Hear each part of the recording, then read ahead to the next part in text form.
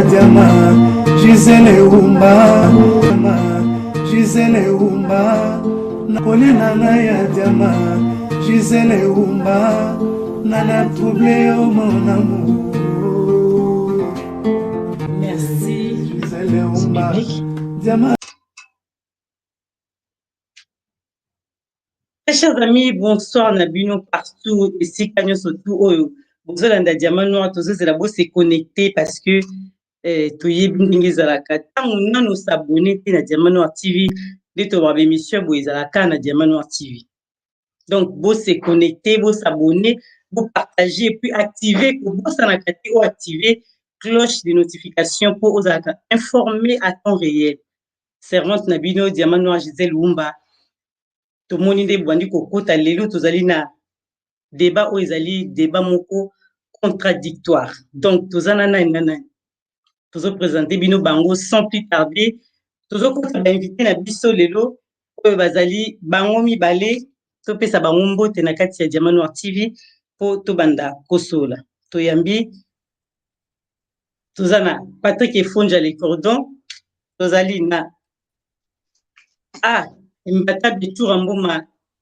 Les Kings, 130 kilos en tout cas. Bonsoir, Nabinomi Baleto et Mbabino Togandi. Bonsoir, Cordon Patrick et Fonja. Ouais, bonsoir, bonsoir, maman Gisèle. Bonsoir à tout le monde.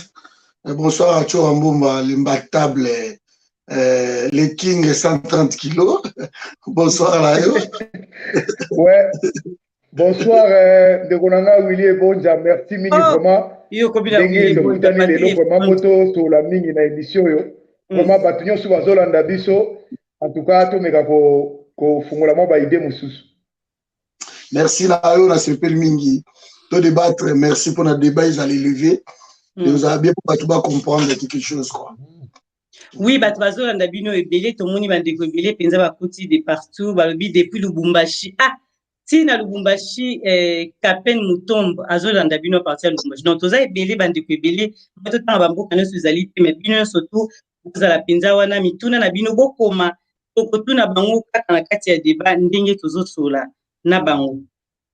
Tobandi et pas ya Churamboma, poto tuna ye, bolimis. Totuna liboso ndeko na biso Churamboma, boni santé na yo, boni confinement, ezo le kandingi nini avant. Banda na ba question na biso et yo penza ozalaka côté nini malam to yeba yango lelo avant Diamant Noir atuna. Bon, merci mingi d'abord na bande ko nyoso bazolanda ngai ba o ba perdre bande ko na bango ba o vraiment ba perdre ba cher na bango vraiment tozo compatir na bango toza malamu merci mingi na ba aide soignante ba corps médical nyo surtout nazaka na besoin obetela bango maboko partout bazali na musala munene bazo sala mais biso pe tozo continuer ka ko sala moi na plein musala vraiment nazali naza très bien kolo azo batela comme prévu azo batela pe ba batikali autour na biso question mususu nazaka côté ni na partie ba oui partie na ezala ni to na RDC ozalaka non partie na ngai na partie politique nazali mutu ya les sportifs en marche. Les sportifs en marche, c'est ça, association de sportifs autres à Paris, bah eux bah soutenaka l'égalité, bah eux bah zalaka droit, bah pronaka vérité, bah koko kende juste na majorité, même si minorité bah zomo ndé bah majorité yo soit na raison mais ya cause na minorité bah toyo un jour bah pour revenir, bah ya cause na raison na vérité mais na raison té, parce que bah tebele bah luka raison mais biso to luka la vérité. Donc naza sport simple sportif ni à PPRD ni à INC, ni à IDPS, ni à n'importe quel parti politique, mais les sportifs en marche, mais en soutenant le président de la République, Félix Tshisekedi Tshilombo, banda wa démarche na ye. Ok, tu veux que présentation na yo, wana tozongi selio, dès qu'on a vu sur le cordon Patrick Efonja. Dès qu'on a vu sur Patrick Efonja, le cordon Churambo, maintenant mususu nanu, les kana émission Buena yote, lelo, tango azota la yo, yo soutenaka nani ozaka nani mpona kopesa ye ide to mpona kopesa bandeko nyonso oyo bayebi yo déjà Diamant Noir active oza mopaya te mais kopesa ide mpo bayeba ndenge obanda kopesela biso baréponse maloba epa na yo Patrick Efonja les cordons. Ouais, bonjour à tous. Cordon Patrick, je suis le coordonnateur du Forum mondial de la diaspora congolaise. Les forums déjà partout, na Congo, na France, Belgique, États-Unis, Londres, partout. Donc, on a fait une coordination mondiale pour soutenir le peuple congolais. Donc, nous, notre combat est plutôt pour le peuple congolais. Et voilà, tout ça, on a pour retrouver quand même dignité à Batou. Batou va retrouver honneur. Donc, voilà, je ne peux pas vraiment aller trop loin. Non, je l'ai Chorambomba.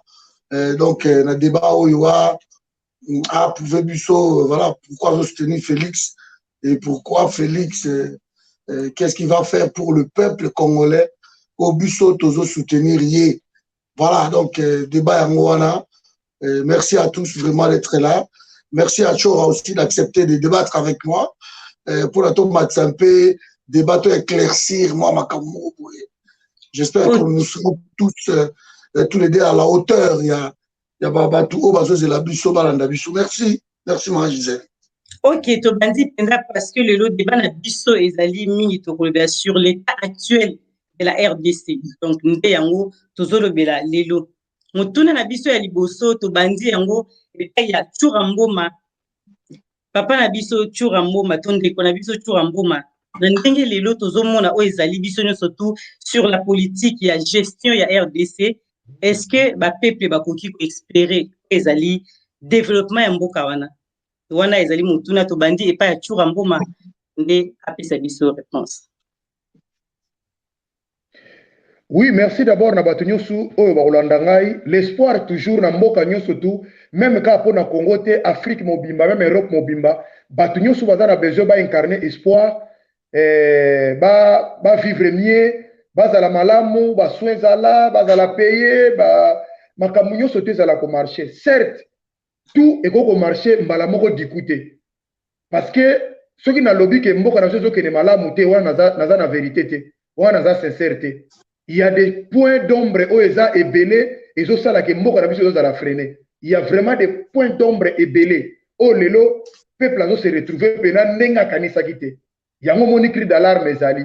Mais pour l'espoir du pays, on croit que tozon di makaka un jour tokobima na kufu wana. Un jour tokobima to désespéré te, to so ba négativité te, to jeter sort ou bien mabe pa mutu tel songolo pakalate mais total a quand même Congo dans vrai sens du Congo et des Congolais na si to ko s'en sortir la promo wana mais pour l'instant to ça nous marquer papa muke.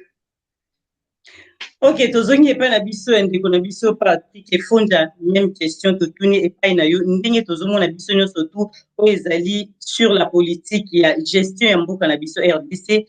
Est-ce que ba peuple va koki ko espérer ezali développement ya mboka maloba epai na yo cordon Patrick Efonda? Ouais. Pardon. Bakoki ko espérer na espoir il y a pouvoir oyo Félix aza ko incarner yango. Le peuple congolais bozomona na mikolo kutezo le peuple azobelela ba préféré kutu Kabila aya qui Félix. Quel espoir?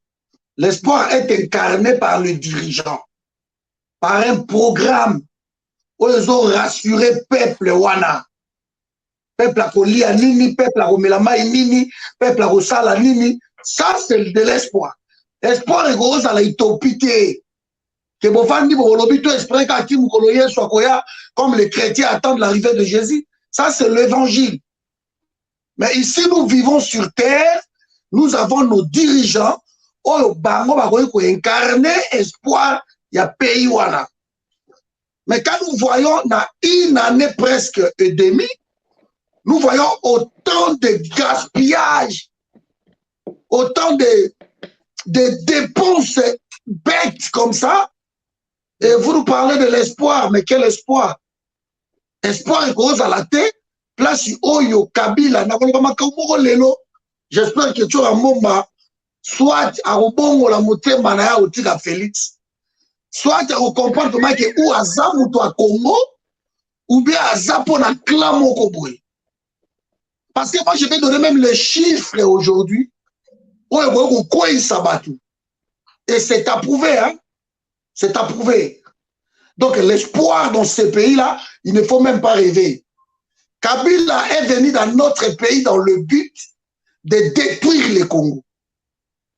Kabila est venu dans notre pays pour que Mokarabiso a assiégé le pouvoir wa nozomona wana mama Gisèle. Et qui mieux que Félix Tshisekedi, l'UDPS, parce que Tobundi a wana moko na bango, ba marche ensemble, tout ça.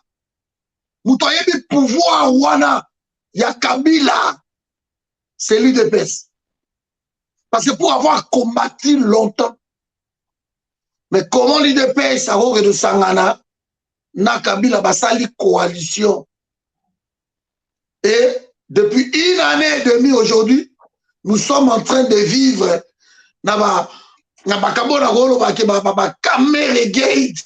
qui montre tout quoi.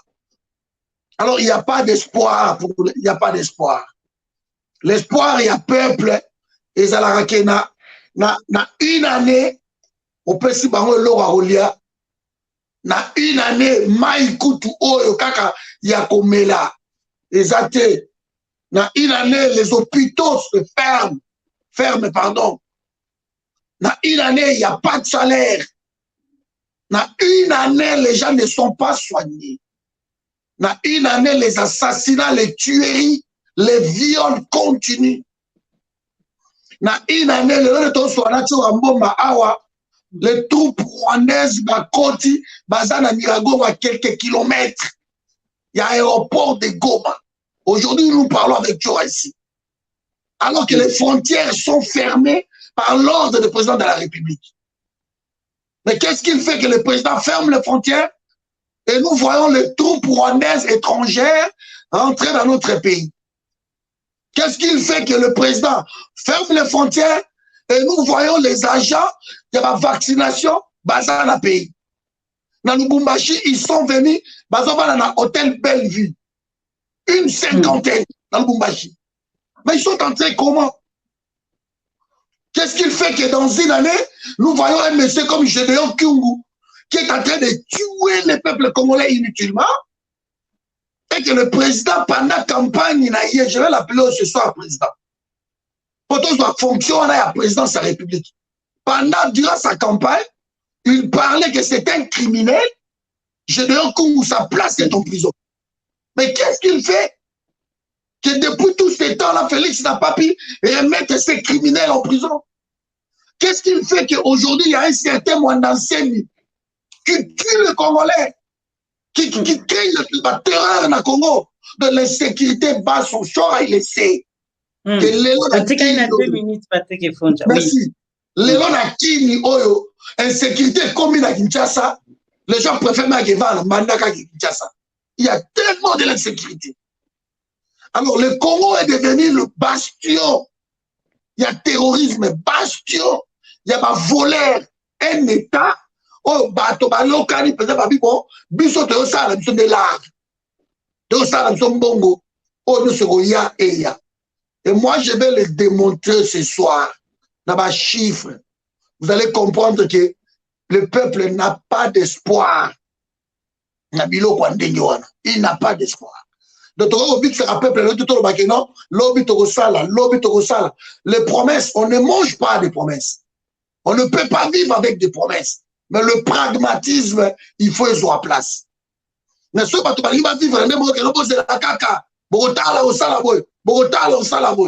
ça fait plus d'une année qu'on est en train de crier. L'erreur de Félix, c'était d'aller se mélanger avec Kabila. Comme Kabila est venu pour ne pas développer, pour que le Congo ne se développe pas, il a mis un système, la Kabylie, et système où Félix a plongé, il est en plein dedans. Avec na force, réaction d'orgueil comme ça, a décidé de dire, bon, écoutez, c'est bon, il faut qu'il soit au moins suicidaire. Sinon, ça ne va pas. Sinon, ça ne va pas. Ok, Maître Churamboma, avis na yo na maloba oyo, Patrick Efonja oti koluba, malobi pana. Merci mingi na ndeko na nga na landi vraiment na sepeli mingi na développement na ye. Oui, certes, eza point de vue na ye, aza congolais comme tout autre congolais, aza na droit ya koluba ndenge wana. Mais moi je crois, en tant que les leaders d'opinion au Tozali, le monde nous suit. Toutefois, il faut toujours donner l'espoir au peuple congolais. Donc, le peuple congolais parce que ceux qui n'ont pas été lelo, je crois que nous donnons maintenant les Congolais à qui? À parcourir, par exemple, mettons-nous maintenant à leur place. Si nous ne parlons pas, nous ne faisons pas quelque chose ici en Europe, qui peut faire ça? C'est ça le problème. Vous voulez de croiser le mot que espoir est athée. Moi, je crois que d'une partie, il y a toujours l'espoir. Mais par point d'ombre, les amis, nous sommes d'accord, par exemple, les dirigeants africains, mboka na biso bandi ko beba lelo tende konanga il faut que totala ka poa makambo. On remonte les filières depuis Maréchal Mobutu. Les erreurs ont déjà commencé. Il était déjà commis. Les Rwandais existent dans mboka na biso depuis Seria Maréchal. Il y a personne qui l'a chassé au Congo. Personne, je vous dis. Lelo to yebi bato nyoso kotanga ba kombo te to énumérer te to pesa bote to yebi na bato bazolanda ngai ba fanda na sol congolais ba bénéficier mutabenga na bango te a inquiéter bango te jusqu'aujourd'hui baza na sommet à l'état. Monsieur Félix Mobutu Akei, le vieux qui était là avec eux, c'est le vieux Mwanda qui est maintenant qui nous suit. Je suis que Batoune Bazolanda Biso, ba élément Batoune Bandeko Solanda Biso, les vieux qui connaissaient ce système, c'est comme l'histoire du pays. Il fallait bien enseigner aux gens l'histoire du pays pour tout bundater. Il nous a laissé comme ça, il nous a ramené dans un autre chemin, dans le mur. Comme on a Laurent Désiré Kabila, même les Rwandais toujours déploré Nganayo, il existait encore. Il a fait encore des accords avec les Rwandais, Mboka na biso comme bloqué. On a fait 18 ans avec Félix Kabila, 18 ans comme président de la République, 4 ans comme AFDEL. Mon frère, rien n'est marché. Je crois que Nazolo que Félix peut faire tout à Zanzambe, il peut aussi échouer. Parce qu'il y a aussi des choses qu'on a vu au point d'accord moko. Mais ndekonangai, manière nous surtout y a vu pouvoir wana que ça soit X ou Y. Mais yonanga to yebi que na poto wa to lobaka boye. Au moins qu'on change malwande ba ko changer rapport congolais changer. To lobaka na ile émission muso lobaka mutunyo suna Congo à cause de la présidence sauf Kabila et Sadari. Atali nzanza tomate. Ata nani a incarné kaka Congo mais yete. Je crois que na linzanza tomate na museleke to lukaka lokola Kabila lokola Félix Mutazawana. Peu importe les manières nazoloba mais quand même ezaki bénéfice au biso to lingaki. Mais eloko ni bomi siko biso na problème oyo. Oyo nazomona eza d'accord to koza d'accord na milliers de Congolais bazolanda ngai. To ko incriminer IDPST, to ko incriminer INCT, to ko incriminer ba corona nyo surtout et to ko incriminer ba peuple congolais. Ce sont des accords. Oyo président de la République a signé pour le président comme et a conventionné na présidence de la République. Ça n'engage ni IDPS. 2 minutes. 4 minutes déjà comme ça n'engage ni IDPS ni parce que lelo au monde y a pas un accord. Cash FCC, cash. À chaque fois, le peuple on a réclamé que Kangela Biso par exemple Kabila comme exemple. Je renouvelle ma confiance vers Kabila. Kangela Biso Moutoutel, je fais ceci contre Moutoutel. Tu vois un peu, et là qui s'est plus d'accord que Biso. Là, je suis d'accord avec toi. Mais nous ne pouvons lâcher maintenant pour le bagano le pôle le saïne wana tosi kambo na Biso. Tozo le bawa na Goma déjà il y a une entrée, la frontière est fermée, mais il y a des intrus de côté la Biso. Comment ils ont rentré? C'est grâce à ces accords-là. On ne peut pas diriger un pays avec les accords. Là, je suis d'accord avec tous les peuples congolais. Mais ceci n'a pas besoin d'aller tout tika boété, tout ko vanda boété, tout kende ka toujours de l'avant de Gonangai, tout kende toujours de l'avant et lingoloba, tous à la comme un seul homme. Faisons ensemble que tout le ngolambo ka la biso tous à la moyen. Ya ko longola na boko bande ko wana, l'obito so na biso mais tous à la congolais. Parce que quand je parle comme ça, nazolo va la partie mon côté parce que il y a aucun dirigeant congolais au le to ko tia na mboka wana na tête à pays to quand ça ko bongisa mboka la biso. Frère, dans 5 ans, tu vas sur la télévision, dans le plateau, tu vas dire à sali les mêmes bêtises, les mêmes erreurs. Donc, il y a un okay. Il faut vraiment tout le temps.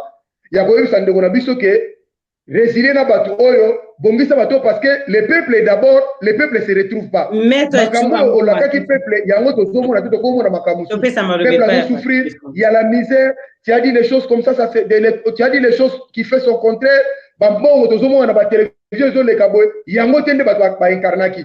Certes, mais qu'est-ce qu'on peut faire? Parce que à la d'accord, mais tout ça la boy, tomomi Félix Tshisekedi. Mais Félix Tshisekedi pour ça corrompu. Na minute on de konanga zala sincère. Banani ba kozonga lisu na place à poto ndo bunda sous mais nous serons encore 10 ans parce que ce que le Félix a coupé au azate. Na solo ba ndenge que mabe ezali mais toko nourrir mabe te mais soki aza te na minute c'est Alexis Tamwembamba c'est Mabunda batoto vota bango te bakokonza biso lisusu. Nous avons un temps yandeko na biso azoyoka biso que boyete au lieu de perdre le temps qu'on a mis biwana. Ok, mais Patrick Fonja, na fait ça yo minute, na fait yo 3 minutes à vie na yo, na makamune surtout au maître Touramboma oti ko loba malobe pa na. Maître Touramboma na ça qui est que ozala d'accord na ngai, je t'avais dit ça. Parce que so li dit Congo na yo oza. Oh. Pas lui donner comment crédit moko boye na Félix, on ne peut pas ndeko Touramboma, on ne peut pas. Pourquoi? La manière dont Félix est arrivé au pouvoir, c'est là où il y a le problème. Tant que les Rwandais depuis Mobutu, tout ce monde-là, mais les Rwandais existaient depuis l'an 0. Ils ont été toujours là, tu vois, 1825, mais ils étaient là. 1885, ils étaient là. Tant qu'on va saluer même première constitution, Yambo Cannabiso, constitution État Congo-Belge. De 1885 à 1905, les Rwandais étaient là. Ils n'ont jamais causé le problème parce que l'État doit être fort. Ce qui Moutou Azana na légitimité. Donc, il va être balancé de gauche à droite comme ça. Le problème il y a encore.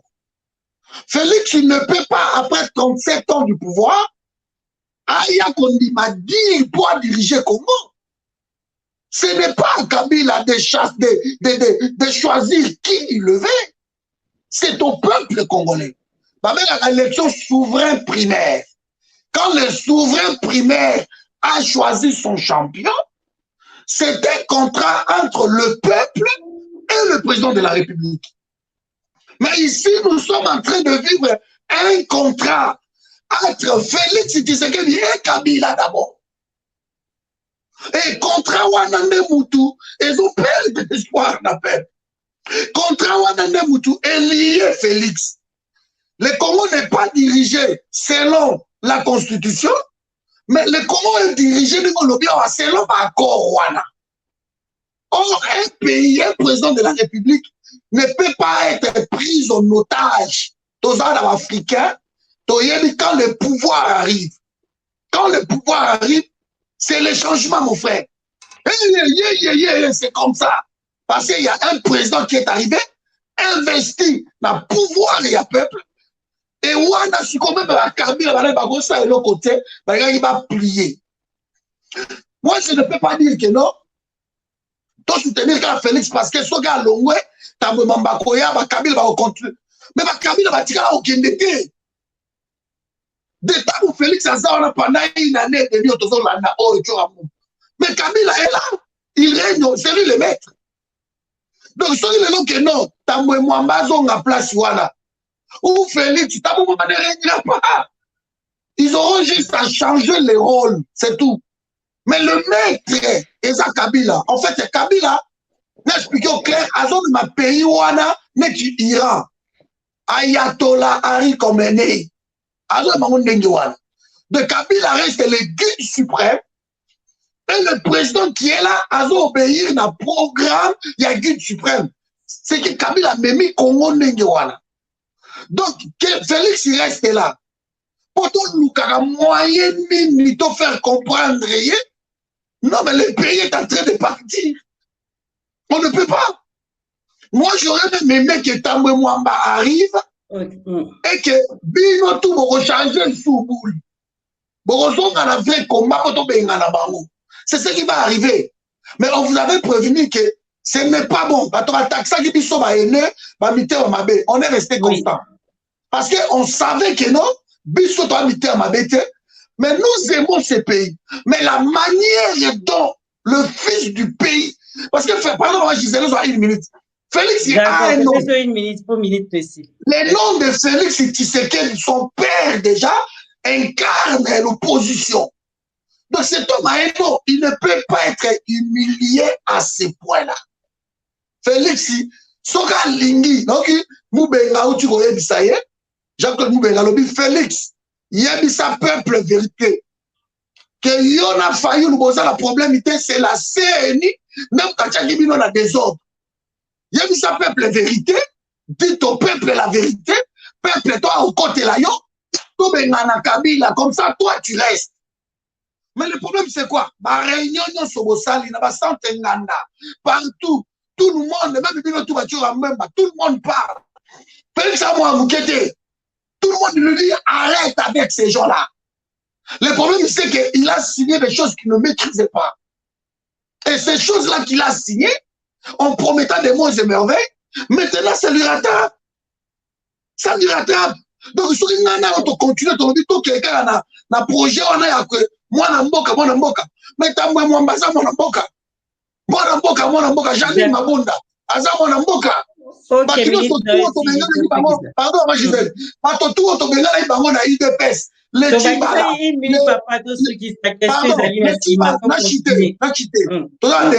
Les Timbala. Les Badi Banga, tout ça. Bango tout va le sait que va faire mboka kati.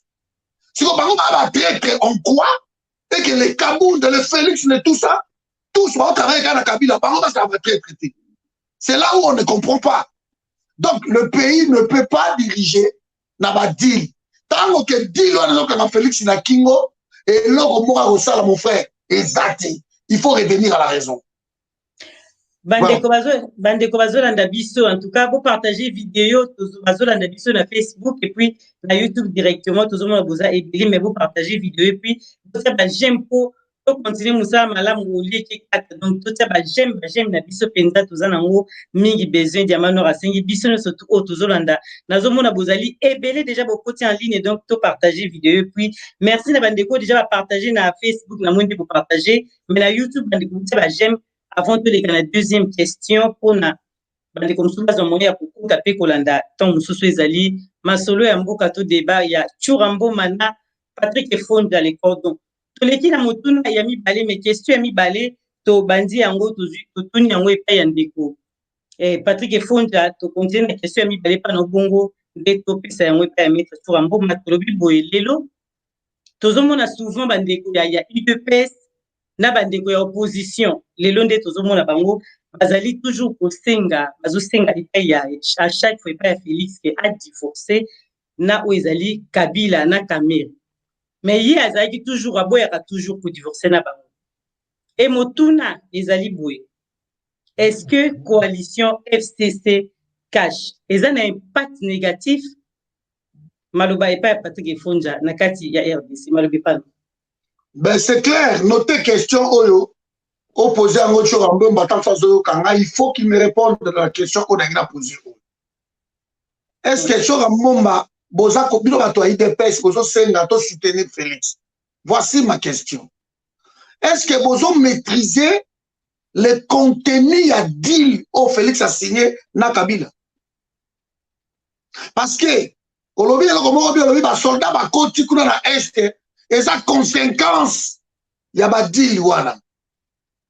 Mon frère, l'accord de l'Émirat en 1996, je crois que c'est entre le 23 octobre et quelque chose comme ça. L'accord de l'Émirat par son article, je crois 2. Et l'objet que les sols et les sous-sols congolais appartiennent à l'Alliance. Donc, ma belle Nabiso, mais ça y a alliance. Alliance, c'est un banani. Aussi, Rwandais, Ougandais, Burundais, les Tanzaniens, les tout ça, on est en alliance. Donc, ma belle Angana yo, et ça pour appartenir à Batouana. Vous voyez, c'est ça l'accord qui lie Félix na Batouana. L'accord de l'Émirat. Donc, il faut leur donner les 300 km. Il y a Congo. Bazouayango.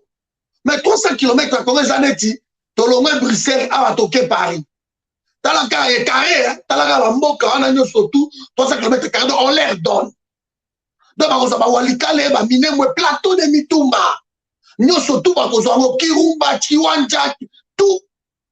Et c'est le point le plus riche de Baron Ozwango pour avoir imposé la terreur, l'assassinat de la Congo. De Baron en contre, Bayuma, mais ça, tu as tout à l'heure, mettre au Bétangaï, parce que ça maître mais ba Rwandais ba au côté pas na biso na ko ba oubé oiseau ba bien vraiment avec non sorité to babio et on accepte ça vous voyez donc et le gros ils ont les cas lelo na Congo ça dépasse tout le monde ça dépasse mon frère Félix est un prix d'engrenage mon coco. Si vous l'aimez, ce Félix-là, vous allez soutenir la période du haut. Donc, si vous allez soutenir Félix la période du haut, c'est que Bolingi était. Bolingi était parce que l'accord est au coup.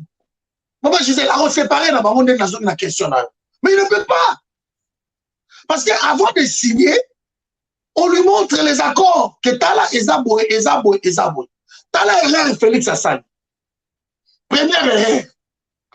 Kabila mona ke bakomi na suka so to sangana ki na Genève to yaki. Ne akimi. To ngato benganae. Alors Kabila a continué Félix a cédé. Erreur ya liboso Chorambomba. Il fallait Kabila tango ba ko négocier na Félix. Il fallait yeba que c'est Félix ne mutako bisaye. Et non le contraire. De bango na batambo bomba lo lendo to ba osala. Bango ba ça Félix. Mais Félix, c'est une bêtise. Félix, on a signé cet accord à sacrifier IDPS Mobimba. À sacrifier Nayon de Golangayo, mais ça, le Congo, ça, la Moutou, la Massa, il compte des millions. Tu vois, un con comme ça, il compte des millions. À tel et à autant que ma brique, il y a un million. Donc, on ne peut pas soutenir telle personne. On ne peut pas. La Genève, moi, Gisèle, question exactement Moutouya. Félix Alobi. Oui, mais minute aussi, là, déjà, merci, je finis par là. Félix Alobi, il y a une pyramide renversée. C'est la pyramide renversée. Donc, c'est la base qui commande l'hierarchie. C'est ça, en fait. Mais curieusement, ils ont quitté Genève, et Louis et Caméré, parce que la base avait demandé. Mais ça fait 1 année et demie que la base y réclame. Maintenant, je ne peux même pas dire que la base, mais nous tous, les Congolais, Tolobi, Tika Kabila. Ça fait 1 année et demie. Alobi, Narotika Kabila te, Narotika Kamere te. Alors, nous devons être clairs. Parce que Félix, il est clair. Il a choisi son camp. Narotika Kabila te, Narotika Kamere te. Il est clair. Voilà. C'est un impact négatif. Très négatif. La négativité de cet accord-là, on voit que chaque jour, dans le clan Félix, il y a des morts. Les lots n'avaient pas de nom, les lots chauffeurs, il y a Félix, chauffeur électronicien, il y a Félix, comme on a Kadi. Empoisonné, il vient de mourir empoisonné, Kadi. Les autres groupes, il y a Batou, Guy Michaud, Oanjo, Bakangi, Masto, Botagi, Norvège, Tondi, l'hôpital 53, Bakanga, Babo, Kanga. Les gens ne sont pas malades. Est-ce que Félix a il y a des morts autour de lui. Il y a des morts autour de lui, il ne voit pas ça. Voilà, maître, c'est bon. Maître Churamboma, yango totuni epa na yo, totuni motuna oyo epa na yo.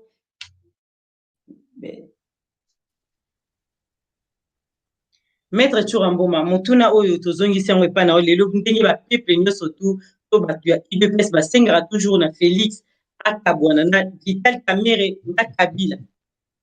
Est-ce que coalition a un impact négatif ndenge tozongisi même question epa na Maître Churamboma maloba epa na. Oui, merci d'abord Nandeko Nangai Nenga Lobaki, Nalandi et Patrick Ebonja, Alobi Makambi Yaba, accord Moussou Alobi Wana, Nandimite que Félix a Alaki Wana. Donc c'est Félix qui s'est ajouté, au moins les lots pénales dans la sincère, au moins, tant que tu as Makamoussou sous R, Moko Talambo, on a dit que les milliers de gens qui souffrent, les milliers de gens basés dans Dabiso, le peuple congolais basé belé partout. On a dit que tu as un point Moussou, tu as ben dans la Gana Bango, tu as discuté entre Biso, tant que tu as Makamoussou. Mais ça, il faut vraiment qu'on se le dise la vérité sans langue de bois, sans skive. D'ailleurs, dans le Barabien, dans le bien parti que bon, n'a jamais moutu à IDPS, n'a jamais moutu à INC, ni à PPRD, dans le Barabien, sportif, il y a debout la République et les sportifs en marche. Mais dans soutenant qui président, pour na monaki ndenge oya présentant qui biso akoye ça sans le savoir que dans Sénango il y a tous les affaires de Kangiwana. Certes, les accords oh tozolo baboye biso tozolo ba même nga naza nango d'accord ata mokolo moko te. Na kotika la kozana nango d'accord mokolo moko te tant que nazomona par exemple bakosa la biso wana nga mona zolo bananu pour de quoi landanga pas comprendre que tant que tozolo bagama Félix on parle pas seulement que tozolo appelle qu'il y a des négatifs qui est là faut que ça peuple congolais tant quand même par exemple akangi Vital Kamerhe pour Mbongo mais tandis que Albert Yuma azana 200 millions de dollars baliba kangaye Shadara Bimina nini na équipement à karateka le but de paralyser Mboko Albert Yuma zotambola na tranquille. Mais c'est quoi? Il y a des choses que Bataille de Pes n'est pas innocent que j'ai dit. Même Bataille, même il y a des peuples congolais, ce sont des innocents. Parce qu'en soi, Léon a choqué même Ebonja. Il faut que Félix a commis le pouvoir, et ça pour y a des pestes, et ça pour n'a jamais INC, et ça pour n'a jamais parce que ceux qui sont sincères au monde, c'est grâce à ces accords où ils ont malamuté wana ne commissaire président croyant que la bango croyant que akoko sala amekata ko bimisa mais je crois que les accords sont forts et ils ont fort à tourner autour quand il y a engrenage moko jusque là tout s'en sortir parce que tout ça na 2 ans comme tikali donc juste to ici frère na biso to azolanda biso bande ko azolanda il faut avoir bien bakor wana et lobaki nini eza nini po mboka na biso eza bloqué parce que ata tosali boye lobi komona liberté provisoire ya Kamerhe akobima zongi ne makamne mususu lobi komona Mazaro zongi mususu ça des bêtises vont continuer parce que les accords on ne peut pas diriger les accords parce que nous avons des compétences voyons voir un peu et bon jazoka moi pour te makamwa na bien mais to fanda to tala pa kongolo ba passionné to yebi imagine toi pays lokola biso balobi par exemple likamba vaccin na Congo mais moi na lela na bi mais oyo eza kokolokato ndengeni nous les pays tropicaux déjà moi makabele et ko parler biso na makabele wana to ko citer bato bazana quarantaine de kimisho wana traitement ni ba pesa bango maladie ni bazana ngo bato nyoso bazokufa na présidence wana ceux qui bato bazokansonner bazokufa na COVID-19 te donc poison vraiment ils ont tambola na milieu wana d'une façon ko zo idée te.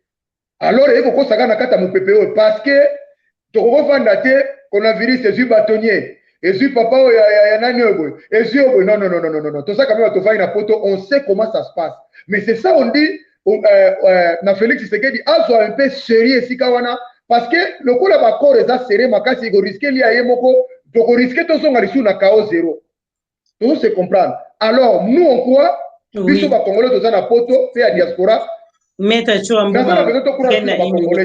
oui. Nalingi tout ça, révolution ou soulèvement populaire, oui, mais dans les urnes. Dans les urnes. Donc c'est la 5 ans. Après, tout ça, les soulèvements, dans les urnes, tout ça, les marches, dans les urnes. Donc, que tu lignes tout est pour ceci, pour cela. Mais, Jean-Pierre Bemba. Parce que c'est lui qui a accepté l'inacceptable en 2006. On est arrivé là où nous sommes. Par Moïse Gatoumi, n'en parlons même pas. Ils ont fait des deals impossibles. C'est lui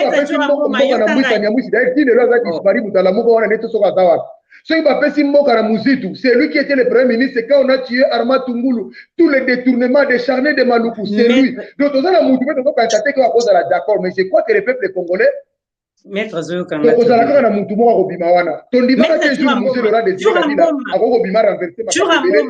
les erreurs qu'il a commises. Donc, tout ça a un point, mais donnons l'espoir aux Congolais. Tout que les en 2023, on que les Canagou fouana. Mais il faut parce que tout le mais Kabila, il n'est pas roi. Toyoka na yoka na malam parce que là on a lundi de ngozoloba olobi ki outi ko osoutenaki Félix, mais Félix a tout ça la kaka inani sikoyo. Mais là toujours comprendre balandinde bazolanda, bazo comprendre les positions na yo sikoyo, ozongi na yo côté ya maloba ya Patrick Efonda toza toujours parce que là to comprendre malamu te, mais mutuna na biso ezalaki lelo. Bongo ezako kesra nani okozonga. Ezalaka wenge o ezali no mutazonga.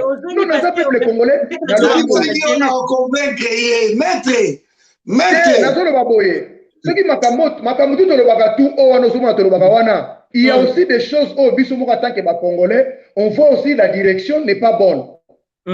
Mais dans la manière de kolobela likamwana sato sala ba dérapage mo omoni toza la divergence mo na bande ko nanga mususu parce que bango façon na bango koloba eza insulte eza injure eza diffamation mépris et donc muta azomona pa loba likamune to so omoni to so na Patrick Boy sato sala ko sala désagréable oso tozo kende bien mais na misusu ba lekia o la loba nde tozo loba ye pa bana ko finga même ça na raison mazo ko expliciter raison na yete. Mais moi, je crois que dans l'île de Banaza, c'est que tu as dit ça monté, na congolais. Na lobi que tu as toujours juif. Oui, phrase na ngana. Na loba mabe, na biso ba juif ba koma Bible, ba mikumi saka kate ba loba mabe na bango. Oh na zolo ba ezabere.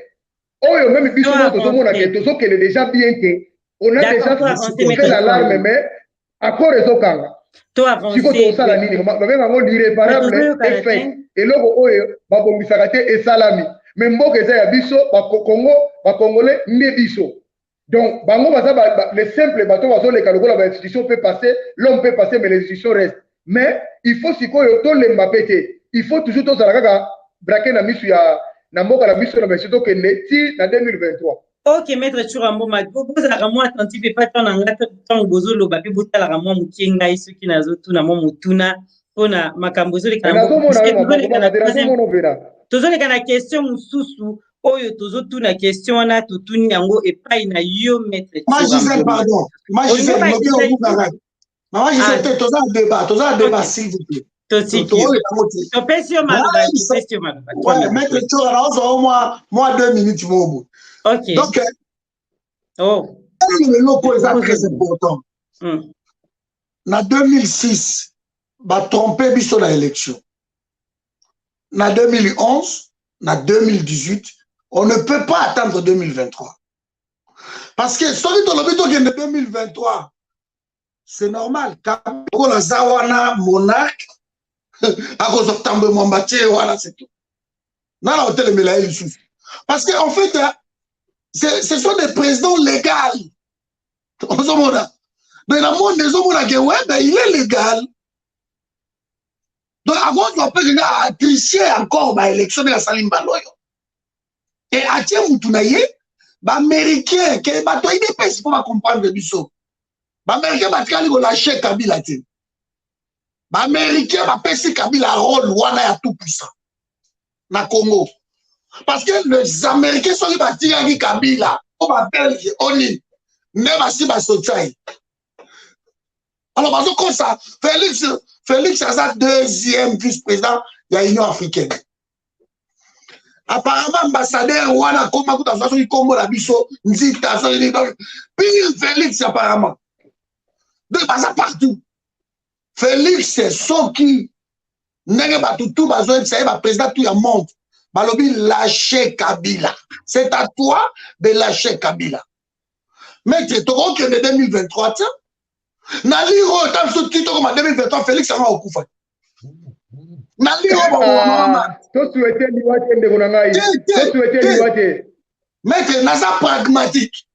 Nasa pragmatique. Et ça dit qu'il n'oki. Les lots liés moi na muninga. Lobo liés moi na muninga, moukoran de ton sein à moi à nous beaucoup. Parce que la minute de ton sol va mettre autour, il y a Félix, Jacques Lunga Bakoufi. Je ne pense pas que maman a Jacques Lunga dans la nagi maman wana. Je ne pense pas qu'à soutenir sous Félix il est le homme. Tous ceux qui ma solo ba master na biso ba gi micho. Ba kagi ba on a cinquantenaire. Lui ba ko le kabango Bakoufi. Il faut combien de morts encore pour tous la 2023. Ba Bakoufi est belé trop. Et ba ko kunda ba tuna butu. Donc, le point des alliés, c'est que nous pouvons demander à Félix. Moi, je te le dis, je ne soutiens aucun homme politique. Aucun. Parce que depuis 1960, depuis tout ça, au moins on a 1700 ministres. Il n'y a rien qui s'est fait.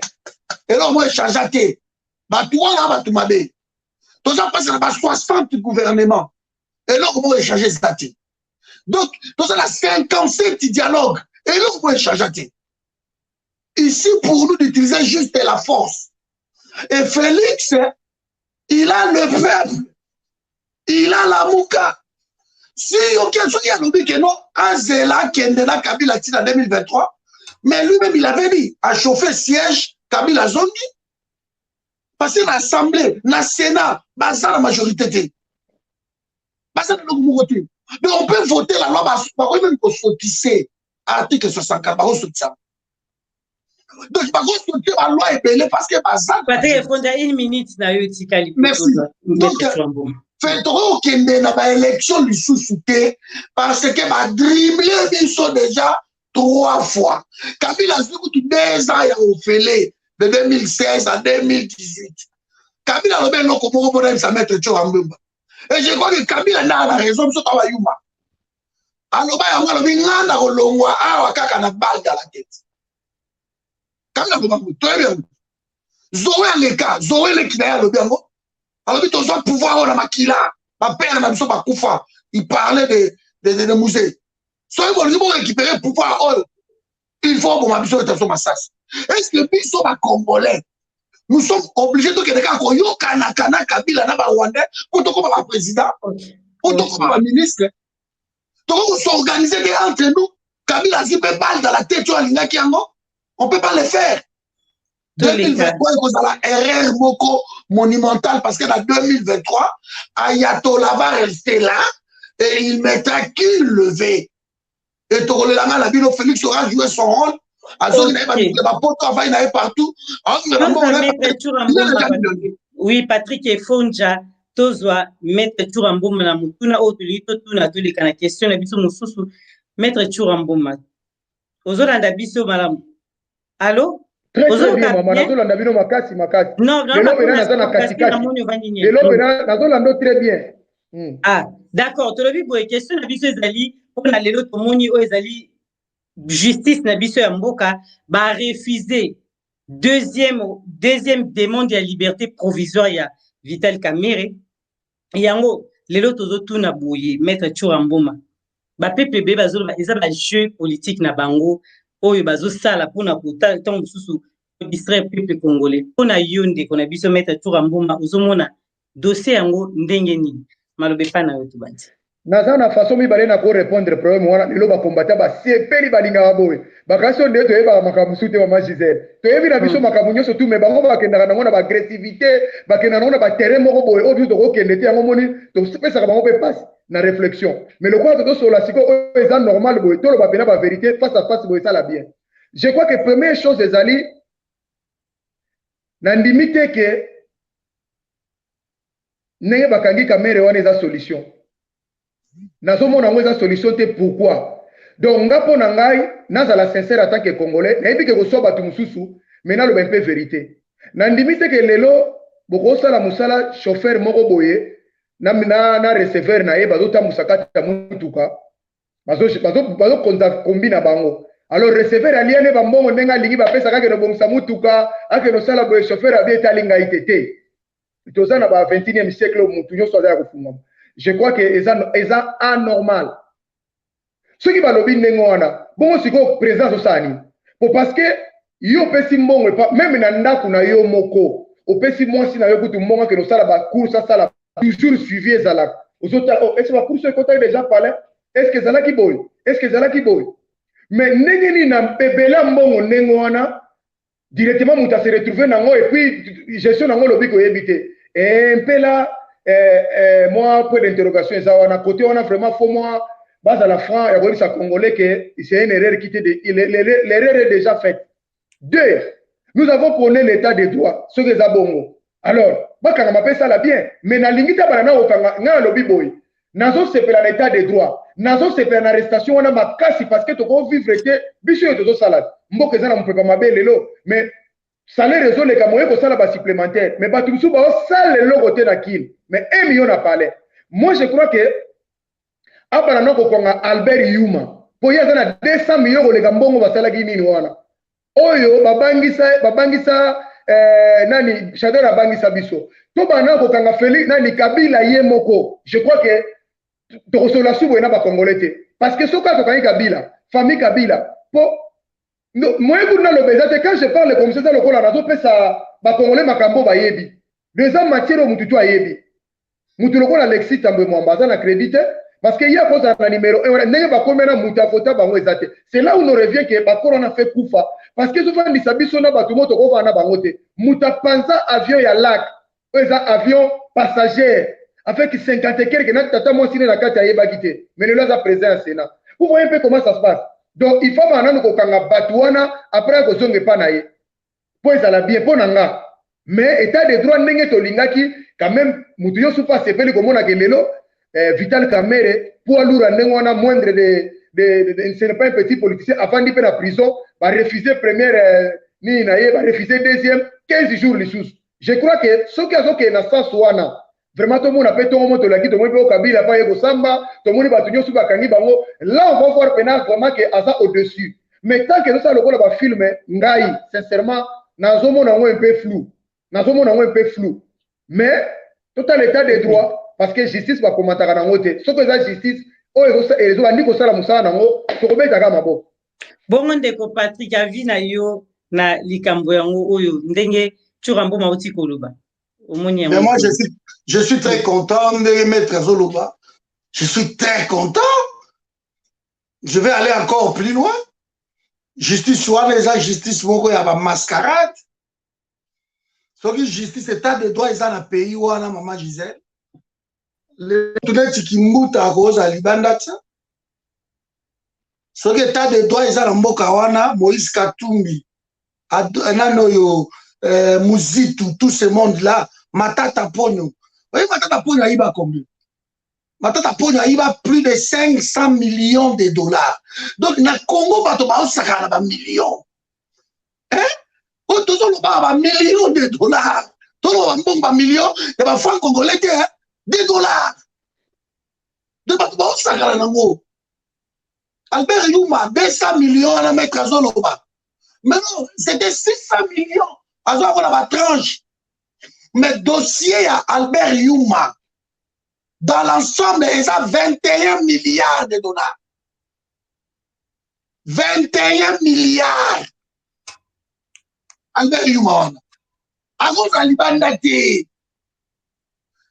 Évariste Bochab à cause à Libandate 35 millions il y a mbongo ya courant amela yango de salaire qui a démissionné nanine autant d'assassinats autant de tueries à cause à Libandate Kimembe Mazumba 35 millions ici je parle que de millions donc non ça veut le chiffre moi vite on comprendre Vital Kamerhe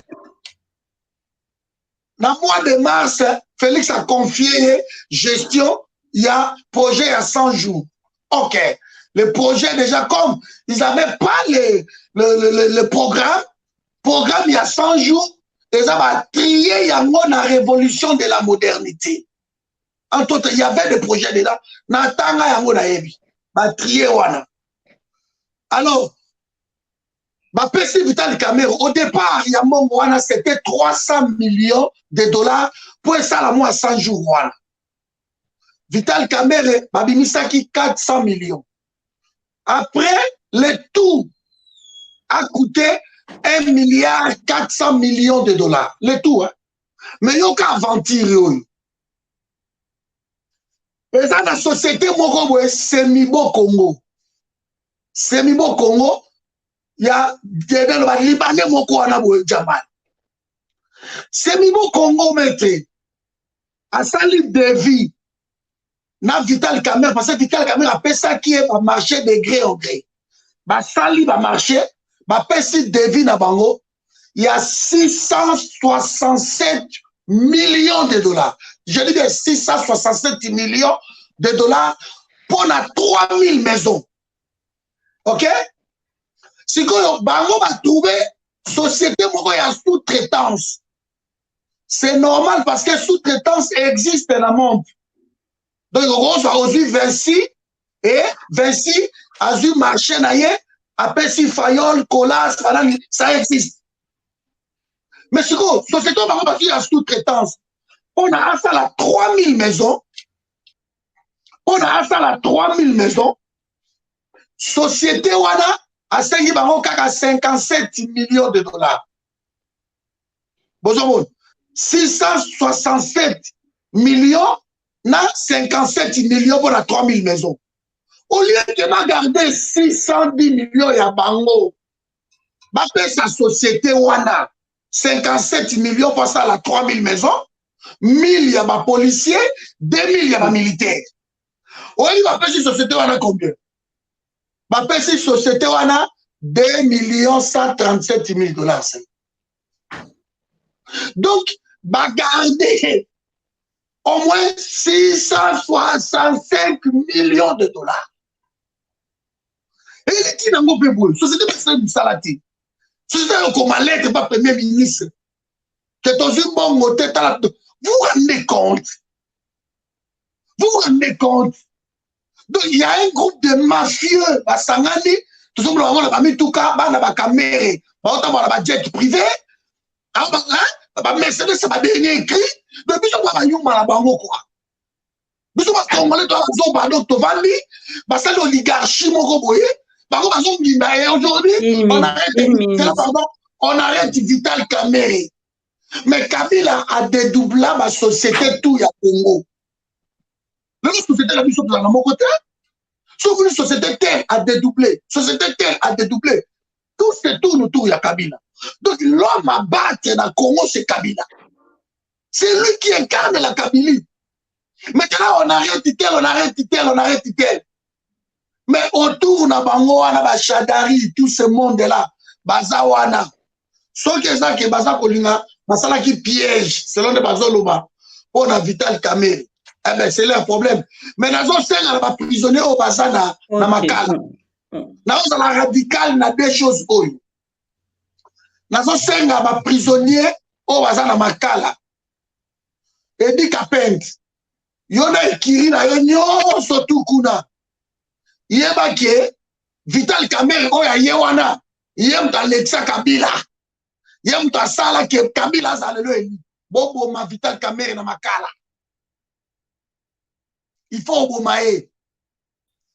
Alors, le message, Patrick, il faut un message à Obomaté, vraiment. Maman Gisèle. Oui, papa, un message à Obomaté. Laissez-moi juste le temps. Maman Gisèle, soit on l'a après le rôle, et au point, pas ma peuple. On les a qu'à montage esthétique, donc. Congolais.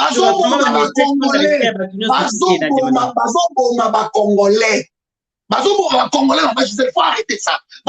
Congolais. Au moins, le message à Obomaté, il y a pas tout le besoin d'un habitué belé. Respect pas la mike, bazo ta la batudé, bazo ta Sauf qui Vital Kamerhe a kobima la liberté provisoire. Ba soldat, ba policier, bino to boyebi ke mbongo ba yibi wana, boza na banda koute, boza na banite bo ma Vital Kamerhe na libanda. Oh. Il ne mérite pas de vie. Merci. Maître Chou à moment.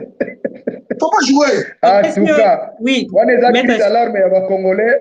Maman Gisèle, moi je crois que ceux qui ont bandit de la guerre civile et quota. Je crois que ceux qui ont déjà dans la justice, ceux qui justice c'est ça la moussa na ngo zale sengo mingi ke batu ba ceux ba bombier ba brier ba piste nyoso. Parce que le lot de la boma garçon ceux qui delphin qui imbi, moi de la piste zate parce que ceux ba bombier to yeba te pourquoi coup feli. Donc na minute to la besoin wa mubité to kangaye a répondre ba acte na ye ndenge république ça la senga. Dans 30 secondes. Dans Mboka wana, depuis 18 ans, le 19e année, enquête moretika la ko aboutir. Donc il ne faut pas te rêver. Enquête moretika la ko aboutir. Depuis. Au monde, babomi bande ko Félix avion na yeba pandi yango awat. Avion présidentiel. Enquête ezate, Kamwina Sampou. Enquête ezate, Maluku. Enquête ezate. Vital Kamerhe Mais ma limite des années, enquête, Toyebi Congo, enquête exacte. Torope ça yo motuna tozozo Non, mais enquête exacte. Melama ya malili ndeko na ngai. Omoni lelo tellement lelo politique na biso nde tokende eza bien te même nga naza na demand ya kokenda ngo lisusu nde nakendaka nango mpona komona déjà il faut un certain temps kovanda totala su mboka bien parce que soki tolingi toyede par exemple le président de la République il faut koyebisake toujours badéfaut omoni so tozotoya bato tu bazosepela kaka oza bien osali boye moyen comprendre te que y a un problème. C'est là où maintenant place toza na kasi nazali nga nalobi boye ngai makambo koboma bato naza pour nalandi langage moko Dominique de Villepin alobaki ya loi ya diplomatie alobi il faut parler avec tout le monde pour koluka kimia tout le monde koexcepte mutu te pas de diable pas d'ange tout le monde. Moi je crois que lelo soko bengi mwana seme otuni obi pourquoi ozosilika boye il a raison. Même les Kiungula, ils ont raison qu'ils font ça. Au moment où on retourne, il y a toujours un mobile sauf le détournement. Sauf pour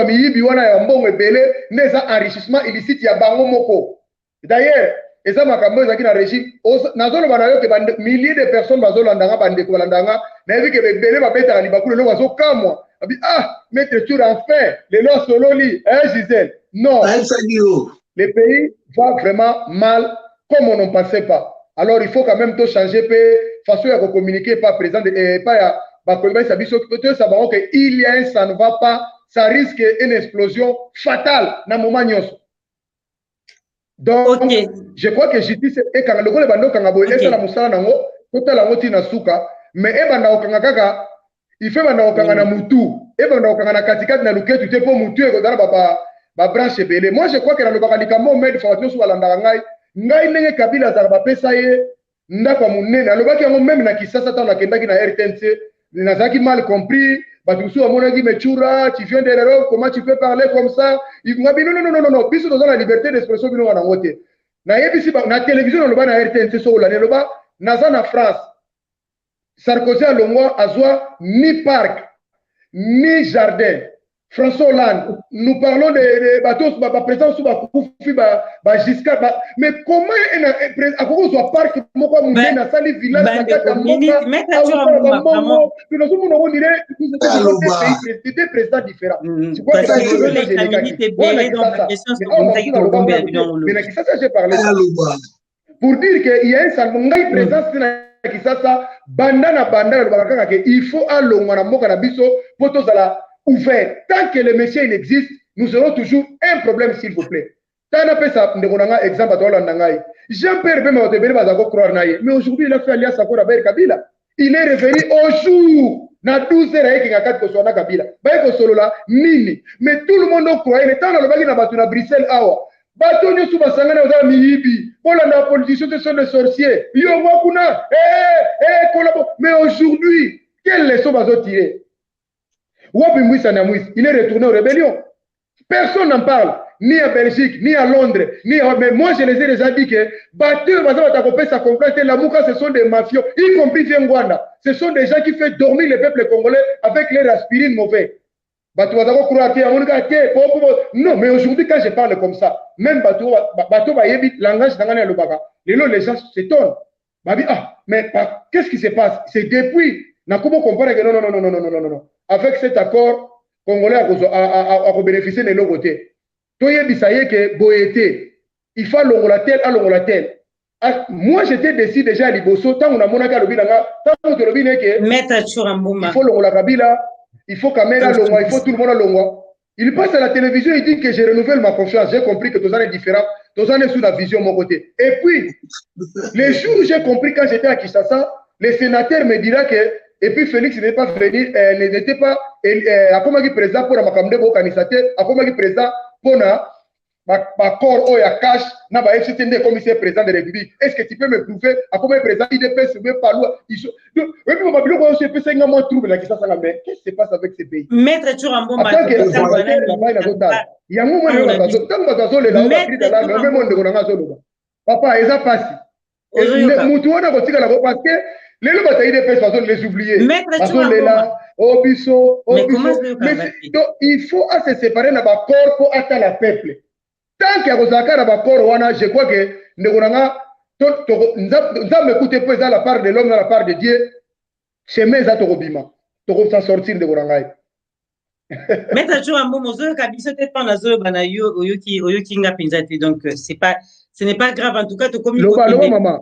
Oui, tozo kende poto je te comprendre était donc bungi les sous sur la file d'actualité to éviter ni les ore kanakati ya évidemment en TV, mais bandeko bazali te to bibo partager vidéo longue la file d'actualité to éviter ni les ore kabiso surtout tozo landa to lobi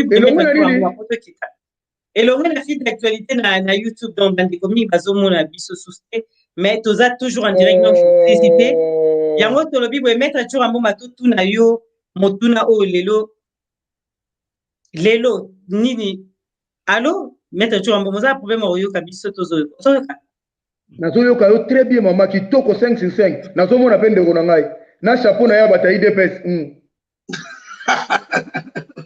nini ezosala lelo ki bamassacre oyo ezali ntango mosusu na este ezokoka lisusu kozwa solution te ti lelo nanu ezozwa makaka solution ezozwama te bamassacre ezocontinue toujours na este ya mboka na biso okoki oloba nini mettre to amboma solution to likanisi na yo eza mpona kosilisa oyo ezali bamassacre wana malobi mpana accord lokola ezali nakokende 4 semaines tant qu'il y a des accords comme ça il y aura toujours des problèmes parce que na kata bakoro wana batu musu baza ba main visible baza na kata bakoro wana bino omona bango te c'est ça le résultat ko conduire mboka na bakoro ezaka ndenge wana parce que na minute tosala boye po tozala mpe calme bato bazolanda nga ba comprendre makambo musu tofungola bango bien baza na accord ya FCC cash ticket gagnant na bango bokangi mutu moko ani bandeko ne kuna na goma bafungoli frontière barebele bakoti si accord yokani soki ezali ke olongwe na bakoro wana bato bakoti ndenge wana aza na droit kobeta bango mais ye moko azose sentir ke bato bazokota mpona bakoro oyo nazo respecte te oyo biso bato toza kosoutenir ye tolobi na ye longwa na likambo oyo alingi te il y aura toujours ça nana ekoti te ekokoya ntina kisasa dès ce 4 matin parce que bakoro eleki ebele ya FCC ya cash ya intel tout okomona mutu lokola ari magien congolais c'est mon frère mwana ingasang lokola ngai il a parlé la vérité tokuti na kisasa bi maître cash FCC oh tout ticket gagnant c'est Kabila ndaza promoteur nango ye muta sala il parle ça à la télé aucune arrestation il n'a rien compris mais finalement nous avons un sérieux problème dans Mboko donc d'où il faut que eloko makasi ezali le président de la République alongona soki akozala makasi akolongona bakoro wana tous les Congolais reviendra vers lui nayebi ke bato nyonso bakozala mpo na ye mais tant que les accords comme ça existeraient en tout cas ekozala pasi mingi mpo majorité ezala wana et du peuple lokola majorité ekozala te je crois que tokende toujours emboîter les pas. Ok, ndeko na biso Patrick Efunja ndenge tolobi avi na yo na maloba oyo mbuma oti koloba topesi c'est la même chose c'est les accords donc bogos ba dirigeant pays na accord pays tambolaka selon la transition et selon pardon la constitution ya mboka mais otambwisa pays donc soki pays eza na accord ndenge wana ekosimba te oyebi Kagame ntango ayaki na France awa peuple tokendaka kotia makelele Kagame atiaka bamakelele moko tyo bambomba yebi yango balobaka na kobeta e afungoli kuna babombi bandeko na biso donc frontière wana ya est eza passoire eza contrôlé par Kagame.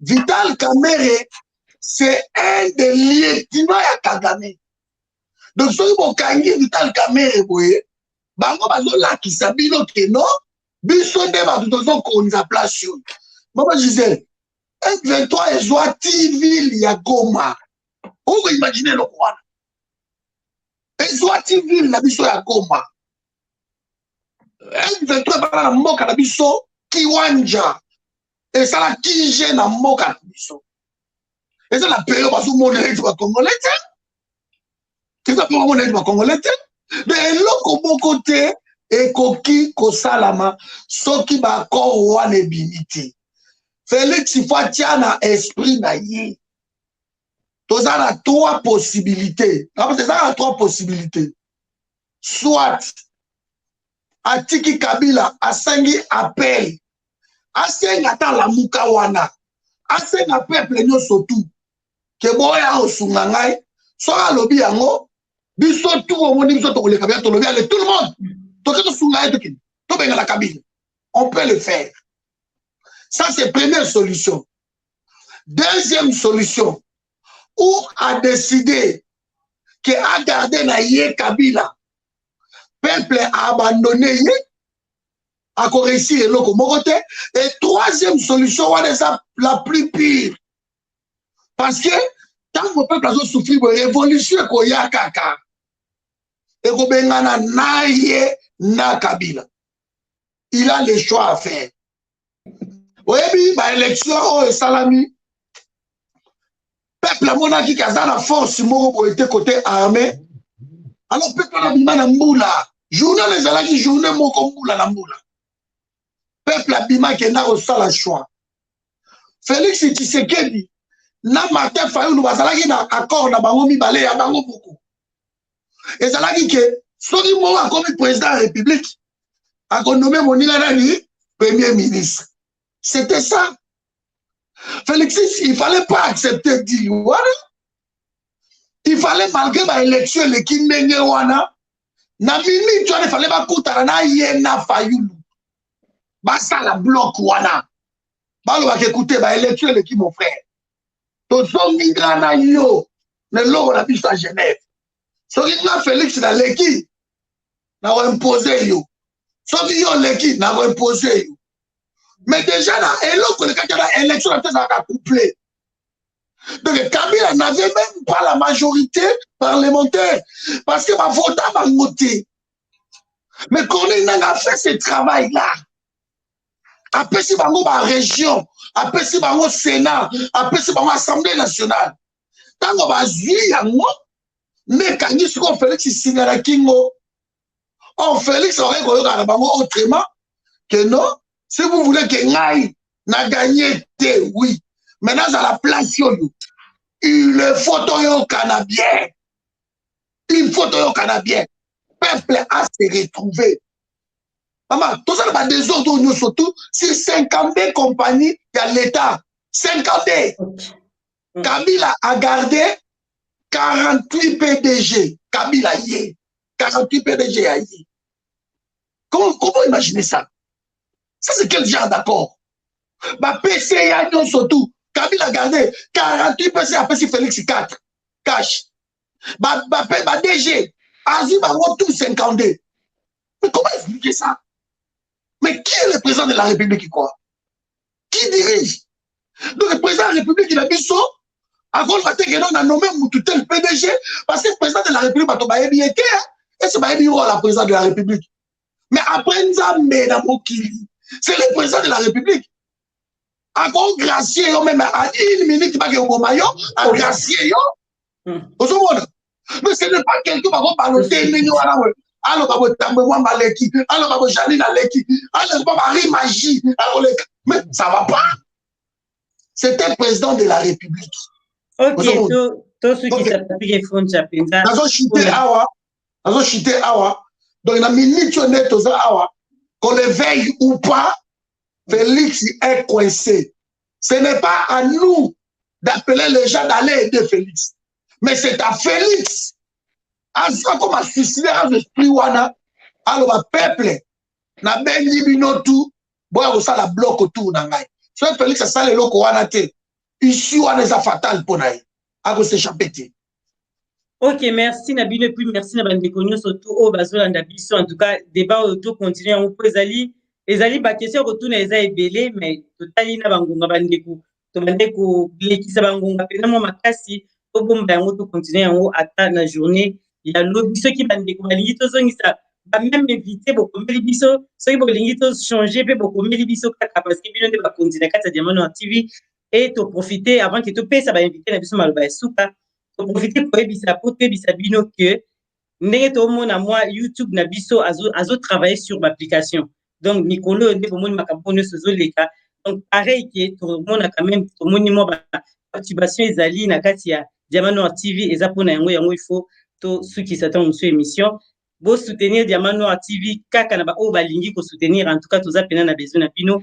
Ndeko na biso Patrick Efonja to banda epai na YouTube. To bande pas mettre Churambuma alors.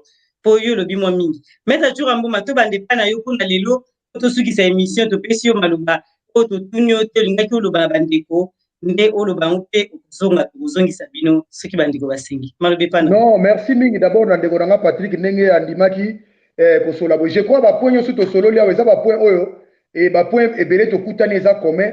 Mais ndenge na lobaka kaka foto lobaka ngo santo swana santo fingana santo zala na dérapage sans ozala désagréable na ndeko na yo yango mona esala ke air moko to bandi ko zongisa ba piki moko pe la musasusu mais soki to soyi déjà ndenge to soyi na ndeko na nga boye congolais nyonso alandi biso même aza zoba même aza na parti politique aza a comprendre que lelo ande Congo na centre to cha mboka la biso na centre tozana 2 ou 3 solutions moto ko pesa président de la République pour le moment.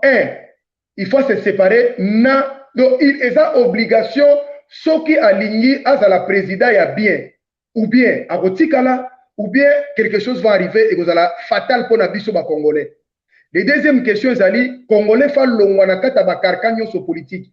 Kokura na politicien te, to croire na Congo na biso, to lukareno. Mais na lobi comment Congo faut la kana batata moko basali 80 ans né bango fwa za la kaka donc renouveler jeunesse ezate na kata politique classe politique eza renouveler donc pour bimawana il faut que na kata corps moko boy la zone balelo par exemple ko choquer batu DG oyo Lugiza akufi Rwanda ezo réclamer que no kunde na terre natale na Rwanda mais ce monsieur a servi plus de 18 ans qui na kata Congo na zo baté quelque part c'est bizarre donc je crois que bande grosso bala ninga ba message nanga penda siko ba vérité za mo ebele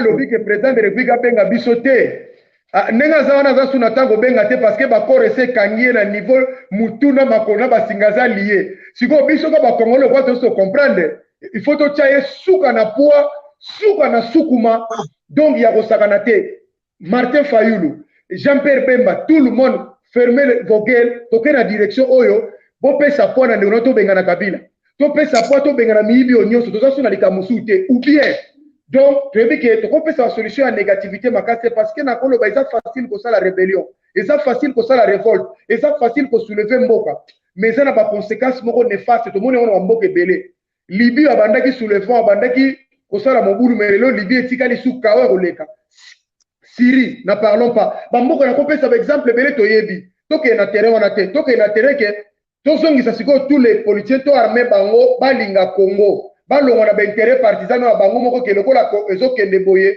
et muzito alobaki na biso ke lelo azopesa biso leçon morale même personne qui nous dira que investisseur bakotika la koya na mboko yo te kimi ekota na mboko te tant que Félix azala président bozoluka ki président ngondenge Martin Fayulu a divisé la l'union sur baluka kote komi ya kwana lelo baluka bakomi boye baluka bango kote abi pouvoir eza ya bango bangala bazwa Congo bazwa basoi OK pouvoir eza ya mutu te eza ya ba congolais tant que tokozango na forme wana tokoluka solution te moi je crois que mettons-nous ensemble toluka solution Congo merci na yo Diamant Noir Gisèle merci mon émission na yo merci na bande konyo surtout balandi ngai merci vraiment na bango na yebi ka bisu bazoka mingi balela mingi babi mais muto soko leki na télévision to lala kate azo pesa pesa na mutema pesa maloba pe mkepa ya Patrick Efonja parce que tozoki mamba ngonga papa na biso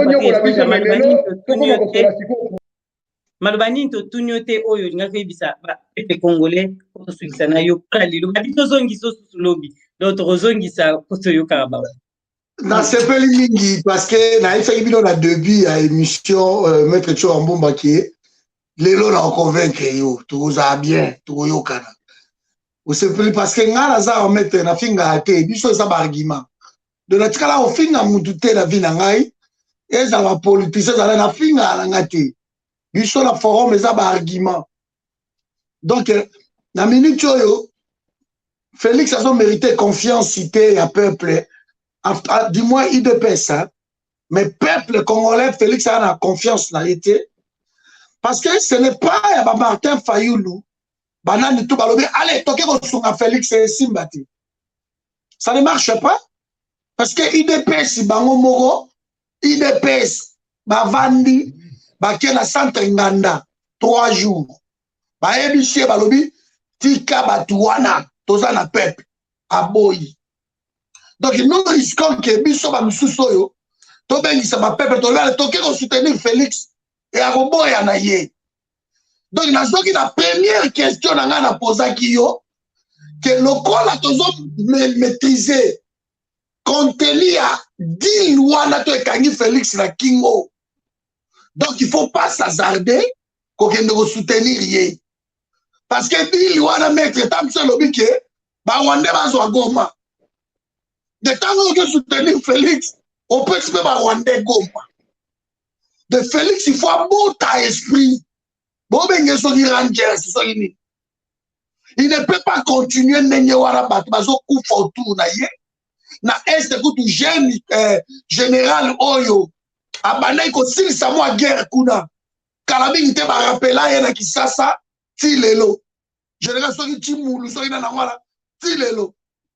Donc les arabes biloko ezo le Congo oyo ke soki Félix ye moko a télémité à senga aide. Félix il est malade là où il yende fois qu'il n'est pas ya munganga donc biso ba peuple a changé. Je veux que dernière parole n'a rien à mettre.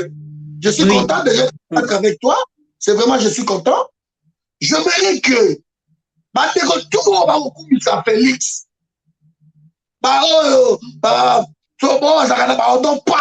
Tout ce monde-là, j'aimerais que ces gens-là comprennent le discours aujourd'hui. Bati qu'on pèse à Félix, il force à Zan de côté. Bati qu'on pèse à espoir au Ezate. Ceux qui vont tout battre les méliens, les sali, vous pouvez pas remonter les méliens, tout va remonter les méliens. Félix a besoin de Simalabi, non, c'est pas possible. Mais tant que vous allez à la bateau, Fatih béton, Fatih boy, Fatih ceci, Fatih warati, baobomaï. Donc c'est ce que j'avais à dire, quoi. Merci vraiment, c'est fut un plaisir de débattre avec toi. Gisèle Wumba, merci encore une fois.